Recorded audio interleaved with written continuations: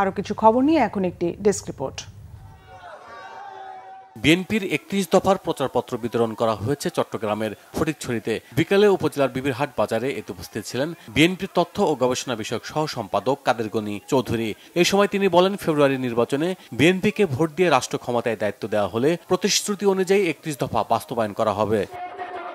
BNP রাষ্ট্র কাঠামোর মেরামতের ৩১ দফা বাস্তবায়নের লক্ষ্যে প্রশিক্ষণ কর্মশালা ও আলোচনা সভা হয়েছে নরসিংদীর রায়পুরায়। সন্ধ্যায় মরজাল হাই স্কুল মাঠে সভায় প্রধান অতিথি ছিলেন বিএনপির কেন্দ্রীয় কমিটি বিজ্ঞান ও প্রযুক্তি বিষয়ক সহ সম্পাদক ইঞ্জিনিয়ার আশরাফ উদ্দিন বকুল।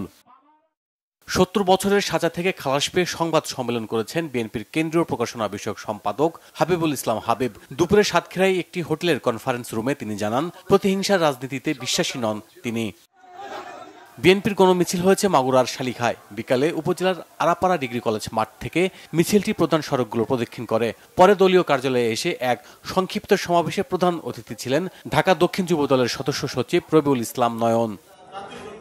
সরকারি তিতুমির কলেজ ছাত্রদলের উদ্যোগে সাধারণ শিক্ষার্থীদের জন্য শহীদ জিয়া স্মৃতি উন্মুক্ত পাঠাগার উদ্বোধন করা হয়েছে। প্রধান অতিথি ছিলেন সরকারি তিতুমির কলেজের অধ্যক্ষ ডক্টর সদরুদ্দিন আহমেদ। শিক্ষার্থীদের বই পড়ার অভ্যাস গড়ে তোলার আহ্বান জানান তিতুমির কলেজের ছাত্রদলের যুগ্ম আহ্বায়ক রিমু হোসেন। ইসলামী ব্যাংক ও মাস্টার কার্ডের উদ্যোগে চট্টগ্রাম বিশ্ববিদ্যালয়ে চালু হয়েছে ক্যাশলেস ক্যাম্পাস।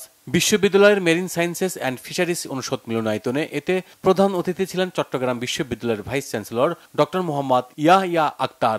বাংলাদেশ ব্যাংকের পেমেন্ট সিস্টেমস ডিপার্টমেন্টের পরিচালক রাফেজা আক্তার কান্তার সভাপতিত্বে উপস্থিত ছিলেন বাংলাদেশ ব্যাংকের নির্বাহী পরিচালক মোহাম্মদ মকবুল হোসেন সহ অন্য কর্মকর্তারা। Bangla vision news desk.